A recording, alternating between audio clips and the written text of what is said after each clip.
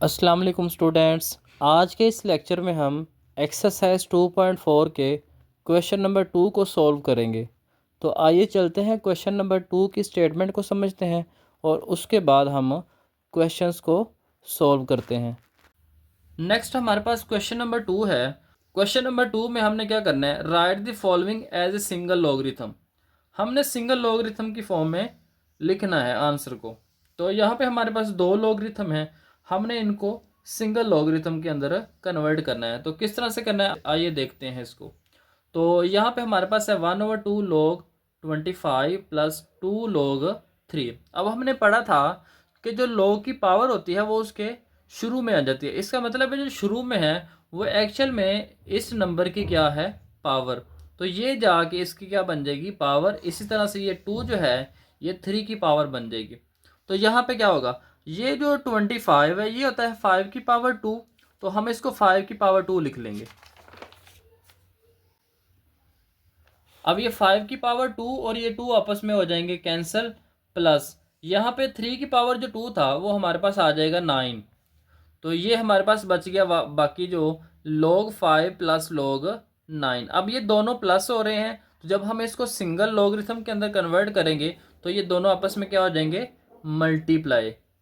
क्योंकि हमने रूल पढ़ा था log x y, ये किस में कन्वर्ट होता है, log x plus log y में। इसका मतलब है ये जो प्लस है ये किस में कन्वर्ट होता है, मल्टीप्लाई में, और सिंगल लॉगरिथम आ जाता है।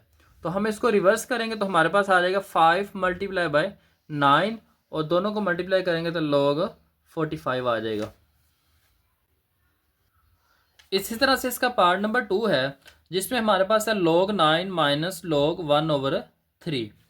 तो हमने पढ़ा था क्वेश्चन रूल। क्वेश्चन रूल में हमने ये पढ़ा था कि जो डिवाइड होता है वो माइनस में कन्वर्ट होता है। इसका मतलब है कि अगर दो नंबर्स हों और दोनों के लॉग हों और दरमियान में हो माइनस, तो हमने अगर उसको सिंगल लॉगरिथम के अंदर कन्वर्ट करना है तो हम इसको क्वेश्चन की फॉर्म में लिख लेंगे, यानी फ्रैक्शन की फॉर्म में लिख लेंगे। सिंगल लॉग आ जाएगा 9 डिवाइडेड बाय 1/3। अब ये डिवाइड हो रहा है, डिवाइड का डिवाइड ऊपर जाके क्या हो जाएगा, मल्टीप्लाई। तो 9 मल्टीप्लाई हो जाएगा 3 के साथ, तो हमारे पास क्या आ जाएगा, log 27।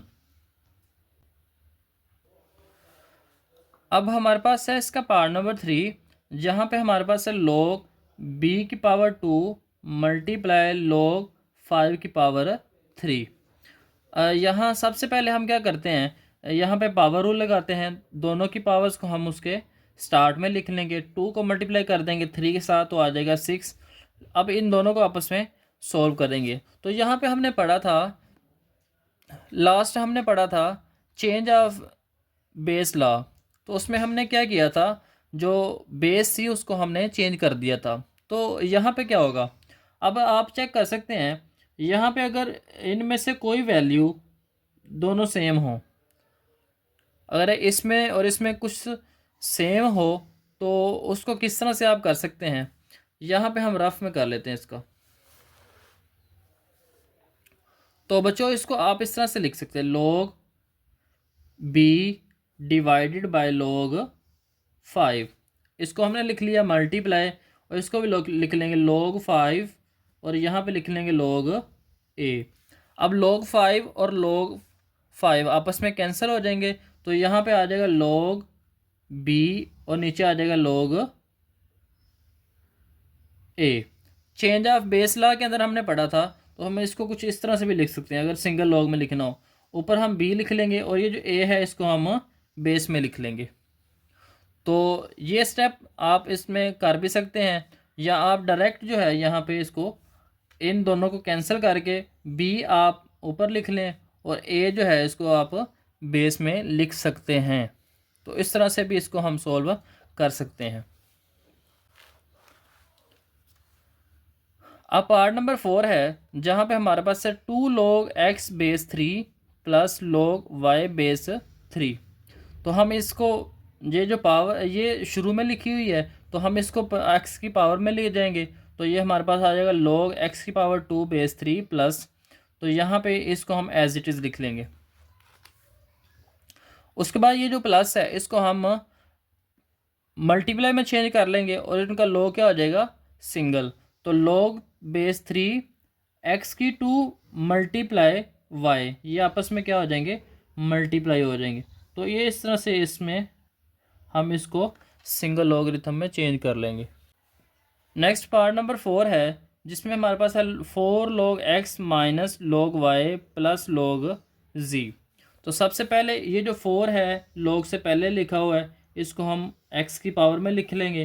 तो x की पावर आ जाएगी 4 माइनस, इसको भी ऐसे लिख लेंगे और इसको भी ऐसे लिख लेंगे।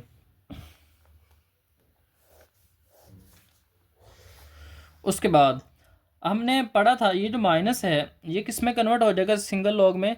इसको जब हम कन्वर्ट करेंगे तो ये आ जाएगा डिवाइड में। तो यहाँ पे सिंगल लॉग आ जाएगा log बेस 5, और ये जो माइनस है ये कन्वर्ट हो जाएगा डिवाइड में। तो ऊपर आ जाएगा हमारे पास x की 4 और नीचे आ जाएगा y, ये प्लस log z ऐसे ही आ जाएगा।